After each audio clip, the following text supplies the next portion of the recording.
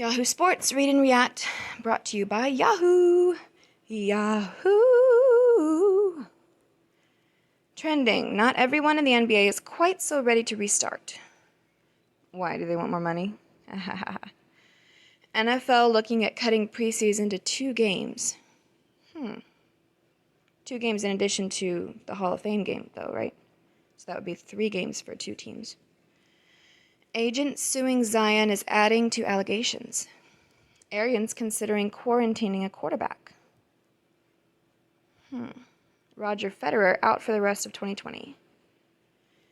The lead. NASCAR lays the Confederate flag to rest. Here we go. I'm not going to read that statement again. I already read it. Morning, friends. Another day, another monumental story of social change. Dude. Today, one of the last battles of the Civil War is winding to its inevitable conclusion. Oh, aren't you clever?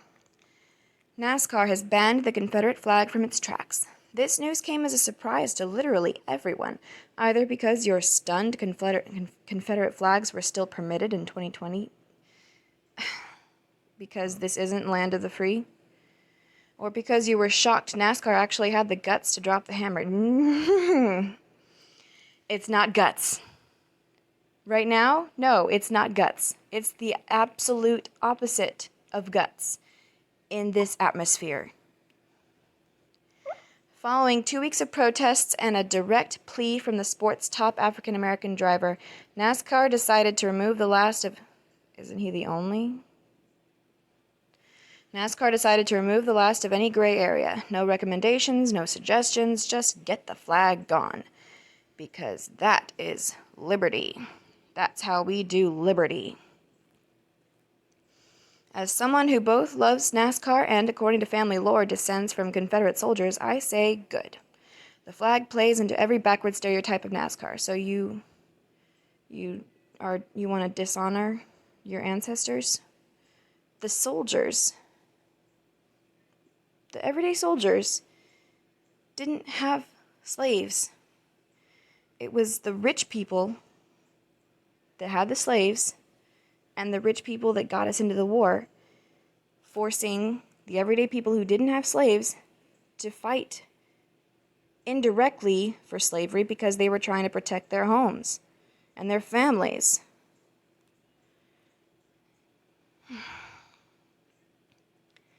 Anyone who's tried to introduce their non-NASCAR friends to the sport in the last quarter century has had to deal with the side eye that comes every time TV cameras catch sight of a Confederate flag in a track's infield.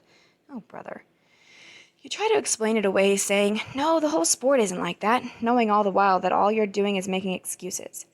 This isn't a political issue, except to those who consider racism a political plank. The heritage not hate argument doesn't fly anymore, really. Not when literally millions of people see the flag as a symbol of a bygone era of racist ideology. I wonder why. Because that's all people talk about. Because you're tearing down statues of General Lee.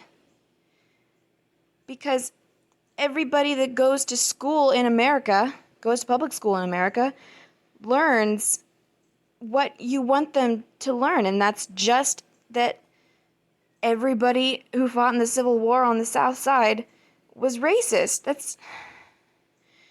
They see it that way because that's how they have been trained to see it. And NASCAR is not infringing on anyone's freedom of speech, their property, their rules.